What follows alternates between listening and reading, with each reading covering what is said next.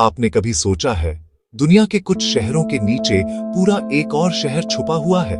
ऐसी सुरंगें जहां दीवारें सिर्फ पत्थर की नहीं बल्कि हड्डियों की बनी है, जहां हजारों साल पहले के लोग आज भी खामोशी से मौजूद हैं। आपका दिल तेज धड़क रहा है? सोचिए, आप नीचे उतर रहे हैं। नमस्कार दोस्तों, कथा तरुवर चैनल में आपका स्वागत है। मेरा नाम अमित है और मैं वर्षों से मनोविज्ञान पढ़ाता रहा हूं।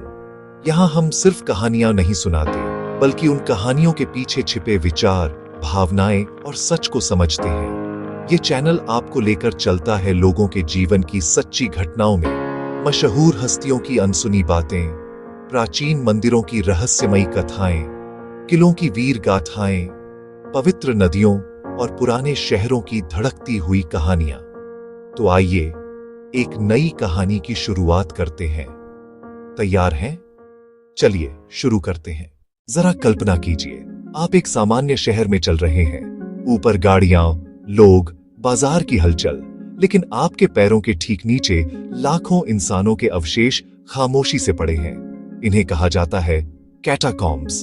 कैटाकॉम्ब्स का इतिहास लगभग 2000 साल पुराना है। सबसे प्रसिद्ध कैटाकॉम्ब्स रोम और पेरिस में पाए जाते हैं। शुरुआत बहुत साधारण थी। रोम में शुरुआती ईसाइयों को अपने मृतकों को सम्मानपूर्वक दफनाने की जगह चाहिए थी। ऊपर जमीन महंगी थी और कई बार धार्मिक कारणों से अनुमति नहीं मिलती थी, तो उन्होंने जमीन के नीचे सुरंगें बनाई। धीरे धीरे ये सुरंगें कब्रिस्तान बन गईं। अब यहां से पेरिस की कहानी आती है।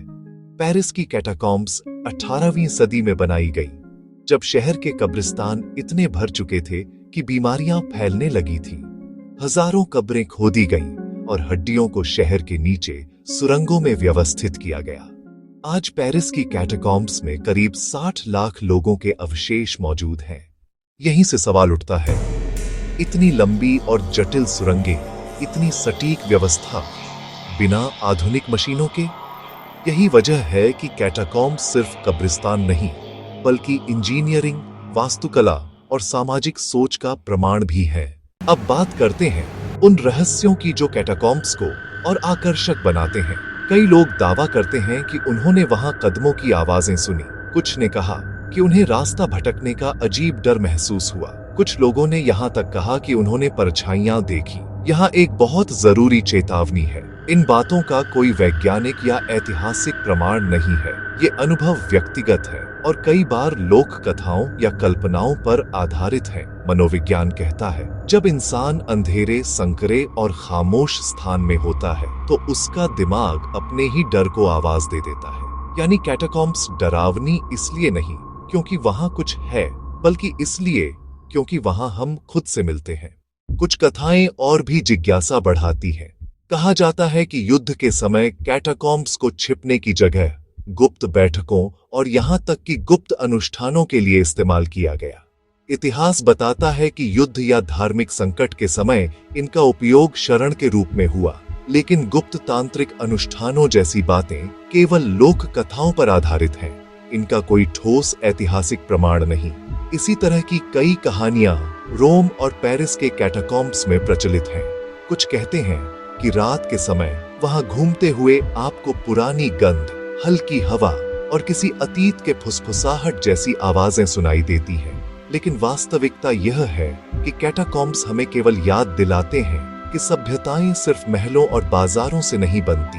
वे अपने मृतकों के प्रति सम्मान और सामाजिक व्यवस्था से झलकती हैं। यहाँ कोई डराने वाला संगीत नहीं, कोई चीख नहीं, बस हड्डियां हैं और इतिहास की सबसे सच्ची चुप्पी। शायद यही वजह है कि जो एक बार कैटाकॉम्ब्स जाता है वो लौटकर जिंदगी को थोड़ा अलग नजर से देखता है।